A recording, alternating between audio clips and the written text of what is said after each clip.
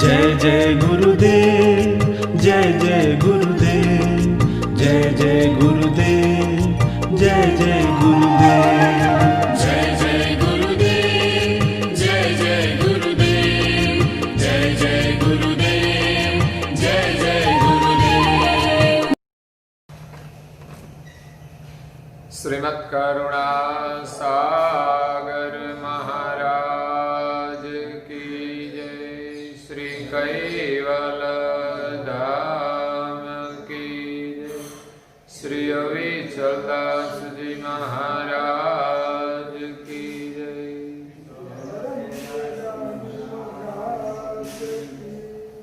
सत केवल साहिब, सत केवल साहिब, सत केवल साहिब।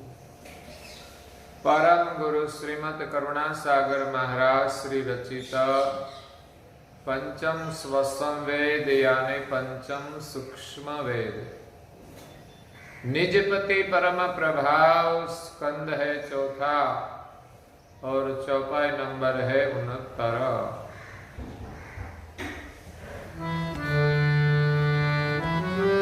प्रगट जाप कैवल मुख जपने, गुप्त मंत्र गुरु ध्यान दर्पणे, वर्णिये विगत जगत में जन के,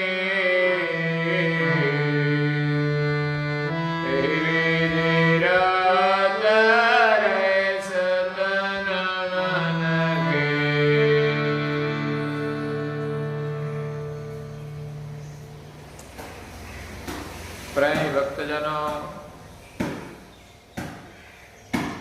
ज्ञान संप्रदाय के आद्य स्थापक अनंत ब्रह्मांडाधीश विश्व नियंता सकर्ता सत कैवल के परम विशेष अंश, सकर्ता सत कैवल का महाद सजान जान स्वरूप को अनेक न्यायों से, प्रत्यक्ष प्रमाण से, स्व अनुभव से प्रतिपादन करने वाले अनंत अंशों के तारणहार, कैवल धर्म धुरंधर, पंचम स्वसम वेद के रचयिता, नव बुद्धि के सागर, महान समर्थ परम श्रेष्ठ परम विभूतिवान, परम दयालु परम कृपा निधि, सर्वज्ञ दिव्य परम गुरु श्रीमद् करुणा सागर जी महाराज विश्व भर के मनुष्य तनुधारी चैतन्य जीवात्माओं को यथार्थ ज्ञान का उपदेश देते हुए स्वरचित पंचम स्वसम वेद ग्रंथ के चौथे स्कंद के 69वीं चौपाई में मंत्र जाप की महिमा का वर्णन करते हुए अपनी अलौकिक अमृतमय वाणी में कहते हैं, प्रगट जाप कैवल मुख जपहि, गुप्त मंत्र गुरु ध्यान दर्पहि। जिन अंशों को अपना कल्याण करना है, सर्जनहार की प्राप्ति करनी हो, उसे दो मंत्र का जाप करना चाहिए। पहला सरल मंत्र दिया है प्रगट जाप कैवल, जो हम मुख से उच्चारण भी कर सकते हैं। मुख से उच्चारण करते करते अंतरंग से कैवल का निरंतर सुमिरन होता रहता है। ये प्रगट जाप की महिमा है। और प्रगट जाप का और भी लाभ है कि जिस जाप करने से हमारी वाचा पवित्र हो जाए, बिन जरूरी बोलने की जो इच्छाएं होती है वो भी समाप्त हो जाए और हमारा मन वृत्ति सर्जनहार के सुमिरन में निरंतर लग जाए। इसी प्रकार दूसरा मंत्र है अमर मंत्र, जिनको परम गुरु जी कहते गुप्त मंत्र है। ऐसे तो मंत्र देने की परंपरा भी है कि शरणागत शिष्य को ही वो सुनाया जाता है और किसी को कहा नहीं जाता। लेकिन ज्ञान संप्रदाय में इस मंत्र को जाहिर किया है। उसके पीछे की वजह है कि मंत्र में भी कई गड़बड़ियां होती है। मंत्र में कभी शब्द भेद होता है, मंत्र कभी विलग भी हो जाता है। इसीलिए गुप्त मंत्र को जाहिर किया है। इसमें थोड़ा परंपरा का उल्लंघन कहा जाता है, लेकिन कुछ समस्याओं के समाधान के लिए ये करना पड़ता है कि वास्तविक में अपना अमर मंत्र क्या है, उनकी सच्चाई के लिए।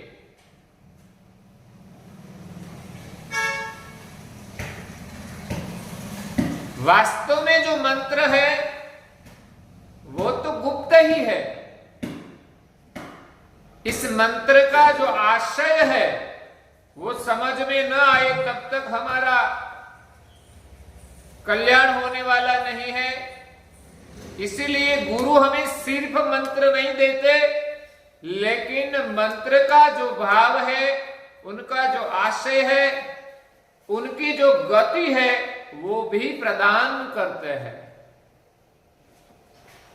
इसलिए उनको गुप्त मंत्र कहा है कि हमारे भीतर में जो उनका भजन होता है वो और किसी को पता नहीं चलता। गुप्त रूप से इस मंत्र का भजन होता है, इसलिए ये मंत्र गुप्त ही है। भजन करने की जो गति है वो गुप्त है। वो किसी को शब्द से समझाना मुश्किल भी है। फिर भी दिव्य परम गुरु जी ने इस मंत्र के विषय में भी कुछ समझ दी है, गुरुगम दी है। इस गुरुगम की लक्षणा को कोई समर्पित, श्रद्धावान, निष्ठावान और अधिकारी अंश ही समझ सकते हैं।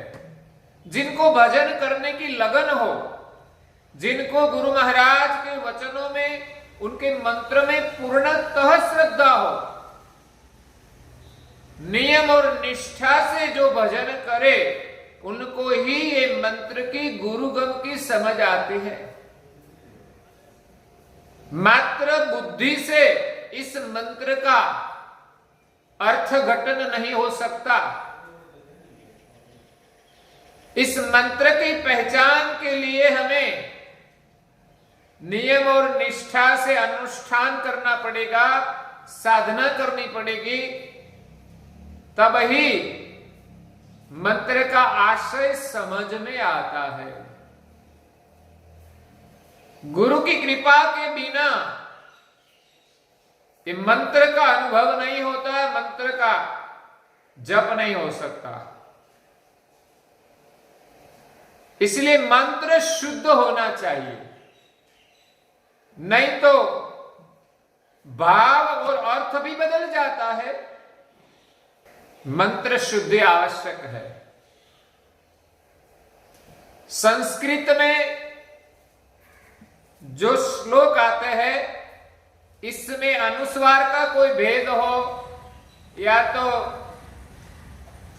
बोलने में च श श वो बिलग बिलग आते हैं, उनका भी भेद हो तो उनका अर्थ बदल जाता है। इसलिए मंत्र शुद्ध रूप में होना चाहिए। मंत्र का जो गठन किया है वो दिव्य परम गुरु ने अपने अनुभव से किया है। इसमें कोई अपनी बुद्धि से फेरफार नहीं कर सकते। अगर फेरफार किया तो उनका परिणाम नहीं आएगा। तो शब्द भेद, जैसे माना कि बंगला लिखा है, बंगला, बंगला मतलब बढ़िया मकान, बड़ा मकान होता है उसको हम बंगला कहते हैं। तो बंगला के ऊपर ब के ऊपर अनुस्वार आता है। अगर वो अनुस्वार निकल जाए तो क्या हो जाता है? बगला। बंगलो कहते हैं उसको, अनुसार निकल जाए, उनके पर से अनुस्वार निकल जाए तो वो बगलो बन जाते हैं, बग बन जाते हैं। ऐसे कहीं शब्दों में अर्थभेद हो जाते हैं। इसलिए कि मंत्र शुद्ध होना चाहिए। और प्रेमी राम भजन के विषय में एक भजन में कहते हैं कि जब हम भजन करने को बैठते हैं तब माया अपना काम करती है। जब तक हमारी वृत्ति में माया का दोष है तब तक बाहर की माया हमें अवरोध रूप बनती है। जिनके भीतर में माया नहीं है उनको बाहर का कोई आवरण परेशान नहीं कर सकता। इसलिए इस भजन में थोड़ी समझ दी है। ओम हरि भजवा करवा बैठ मढ़ी जो जी माया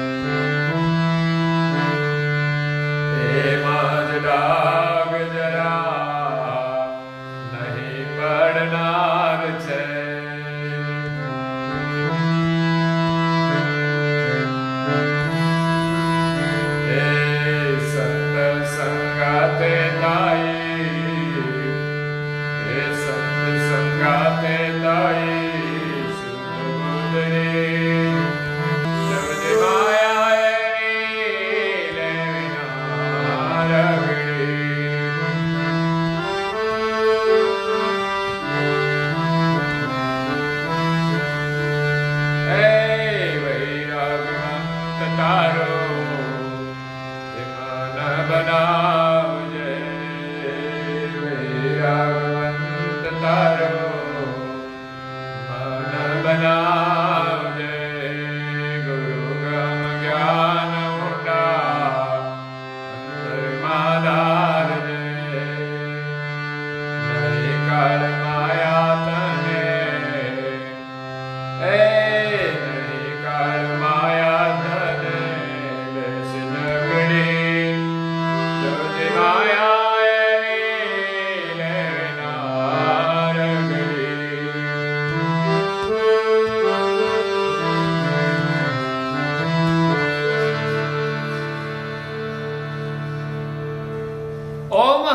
बजवा करवा बैठा मढ़ी। प्रभु के भजन के लिए घर बार छोड़ के कोई एकांत की मढ़ी में जाकर भजन करते हैं, क्योंकि भजन में कोई बाधा ना आए। लेकिन महापुरुषों का अनुभव कहता है कि चाहे वन में चले जाए, पहाड़ों की गुफा में चले जाए, फिर भी वहां माया अवरोध खड़ा कर सकती है। जो जे माया एवी लेवे ना रगड़ी, वो हमें रगड़ती है। कहीं भी हम जाए, सावधानी बहुत जरूरी है। हम एकांत में चले जाए तो भी माया का अवरोध खड़ा हो सकता है। इसीलिए प्रेमीराम कहते हैं कि भजन करने के लिए हमारे मन की कैसी भूमिका होनी चाहिए, हमारा जीवन कैसा होना चाहिए। तो कहते हैं कि रमताज राम रेव एमाज सार छे। बालक की तरह हम संसार में खेले। कबीर खड़े बाजार में सबकी मांगत से, नहीं किसी से दोस्ती नहीं किसी से देर। संसार में किसी के साथ मित्रता भी अच्छी नहीं है और किसी के साथ हमारा बैर भी नहीं होना चाहिए। उनको कहते रमताज राम रेऊ। हम निश्चित रमण करें, संसार में कहीं पकड़ में बंध न जाए और हम किसी से विरोध में उलझ न जाए, वरना लक्ष्य भजन होगा नहीं। कभी कभी हम बातों बातों में भी उलझ जाते हैं और हमारा मन अशांत हो जाता है। उनके प्रति एक घृणा पैदा हो जाती है, द्वेष पैदा हो जाता है। कभी उनकी हम निंदा भी करने लगते हैं। तो ये सब दोष हमारे भजन में बाधा खड़ी करते हैं। इसलिए भजन करने के लिए इस सावधानियां बहुत जरूरी है कि हम संसार में सहज भाव से रहे। रहत सदा संग जगत समीपा, जो कमला जल माही और छिपा, काम क्रोध मन विरोधन धरना। न कोई कामना न कोई क्रोध, न किसी के साथ दोस्ती न किसी से साथ विरोध। सहज स्वभाव चाहव निस्तरना। संसार में हम सहज भाव से रहे, न सुख में आसक्ति न दुख का कोई भय। ऐसी भी एक सहज अवस्था है। न सुख में हम प्रसन्न न दुख में हम शोकातुर। ये लक्ष्य भजन की स्थिति है। यही समझ से लक्ष्य भजन होता है। जब तक हम संसार के लाभ हानि में हर्ष शोक करते रहेंगे तो लक्ष्य भजन नहीं होगा। काम क्रोध मोह तजी अहंकारा, हर्ष शोक अभिमान विकारा। हर्ष और शोक भी नहीं होना चाहिए, ये विकार है। संसार में कुछ लाभ होता है, कुछ अच्छा होता है तो बहुत प्रसन्न होने की जरूरत नहीं है। कभी लड़के की शादी हो जाती है तो घर में सब लोग प्रसन्न हो जाते हैं, लेकिन शादी के बाद पुत्र वधू आती है और घर में कलेश खड़ा होता है तो क्या होता है? उदासीनता आती है, शोक आता है। कभी कभी घर छोड़ के वापिस भी चली जाती है, तब चिंता के साथ बदनामी भी होती है। इसलिए संसार के लाभ में बहुत प्रसन्न होने की जरूरत नहीं है। प्रसन्नता हम भजन में रखें कि निरंतर हरि का भजन करके हम प्रसन्न रहे। जिस प्रसन्नता से संसार के दुखों को भी हम मिटा सकते हैं। तो यहां प्रेमी राम जी कहते हैं कि रमताज राम रेवु एमाज सार छे, सहज स्वभाव से सहज भाव से हम संसार में रहे। उसका मतलब ये नहीं कि मनुष्य के साथ ही गड़बड़ होती है। संसार के पदार्थों को देखकर, वैभव को देखकर भी हमारा मन विचलित होता है। तो सबके साथ हमारा मन सम रहे। रमताज राम रेऊ एमाज सार छे, एमाज डाग जरा नहीं पड़नार छे। ऐसी अवस्था में किसी प्रकार का दाग हमारे जीवन में नहीं लगता। ये सबसे सरल रास्ता है। जो हम अच्छे कर्म करते हैं उनका भी अहंकार रखकर घूमते हैं तो इसमें भी दाग पड़ता है, हमें गिरना पड़ता है, कुछ न कुछ अवरोध आता है। हमसे जितना सहज स्वभाव से हो उतना ही करे, बाकी सब परम गुरु के पर छोड़ दे।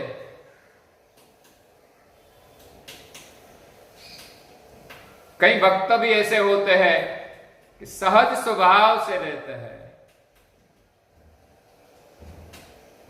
तनिक भी आवेश नहीं, सहज स्थिति, उसके मन में शांति रहती है, उसके मन में सहज प्रभु का सुमिरन होता है। लेकिन ये कैसे होता है?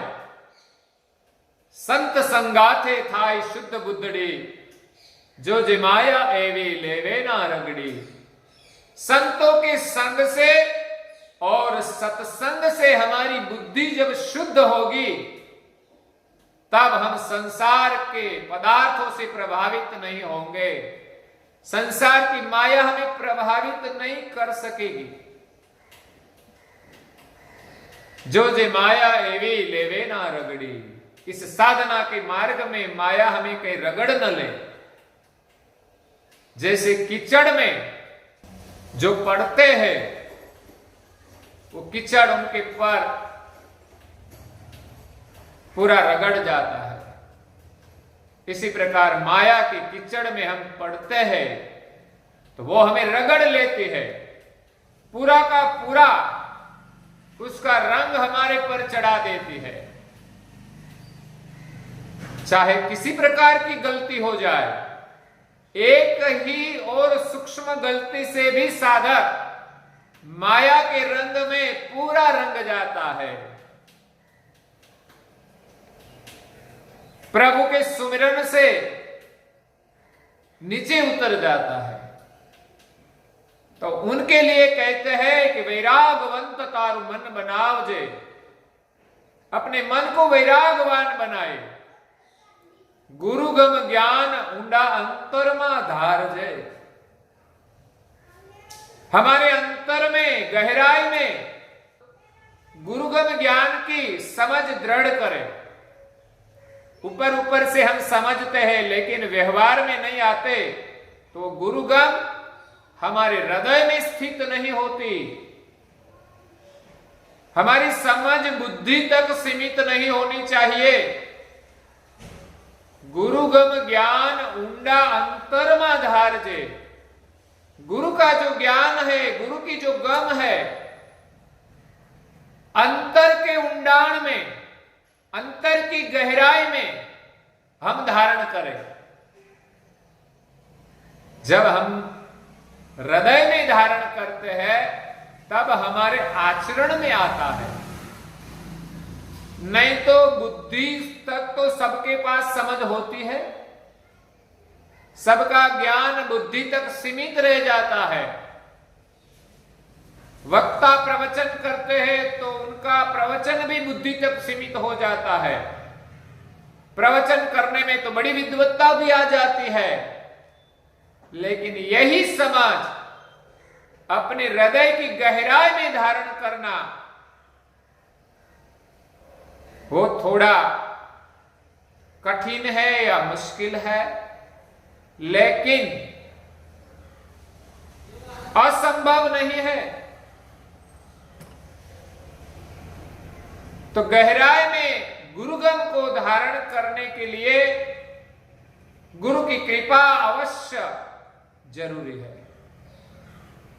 नहीं तो काल माया हमें रगड़ लेंगे। एक दिन काल भी आ जाएगा, उनकी चुंगाल में हम फंस जाएंगे, हमें पता नहीं चलेगा कि हमें कहां जाना है। और माया तो पूरा जन्म तक अपने को परेशान करते हैं। इसीलिए वैरागवंत तारु मन बनाओ जय। वैरागवंत मन बनाने का मतलब संसार की माया से हमारा मन उठाकर गुरुगम ज्ञान से, संतों के संग से, सत्संग से, शुद्ध बुद्धि से हमारा मन संसार के सार रूप जो हरि का सुमिरन है इसमें लगाए, हरि की सेवा है इसमें लगाए, हरि का जो ध्यान है इसमें हम नियम से बैठे और ध्यान भजन करें। संसार का कोई काम आ जाता है तो ध्यान भजन हम छोड़कर चले जाते हैं, कभी कभी उपासना भी छोड़कर जाना पड़ता है कि नहीं?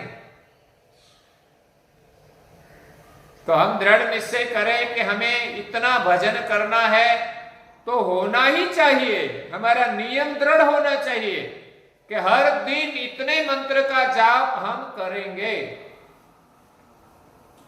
तब काम होने वाला है। तो हमारा मन वैरागवान बनाए, तो जब हमारा मन वैरागवंत हो जाएगा, हमारे हृदय की गहराई में गुरुगम ज्ञान जब धारण करेंगे, तब प्रेमीराम जी कहते हैं नई काल माया तने लेसे जकड़ी। न माया पकड़ सकेंगी न काल कुछ कर सकेंगे, क्योंकि जहां माया है वहां ही काल है। जब गुरुगम ज्ञान से हमें अपना पता चल जाए, हमारे पास लक्ष्य भजन हो, तो इस अंश को काल कुछ नहीं कर सकता। ये अंश संसार की माया को सहजता से छोड़ देता है, और ये शरीर की माया भी नहीं रहती, शरीर सुख की माया भी नहीं रहती। इसलिए लक्ष्य भजन करने के लिए हमारा मन वैरागवंत होना चाहिए। संसार की माया रहने वाली नहीं है, वो समझ धारण करके हमारा मन हरि भजन में लगाए। और भजन करने के लिए भजन के समय जब घर बार छोड़कर मढ़ी में बैठकर भजन करते हैं, वहां भी कई बाधाएं होती है, जिसका वर्णन इस भजन में किया है, लेकिन उनका विस्तार हम कल करेंगे। और आज के प्रवचन को यहां विराम देते हैं। श्रीमद् करुणा सागर महाराज की जय, कैवल धाम की जय, श्री अविचल दास जी महाराज की जय।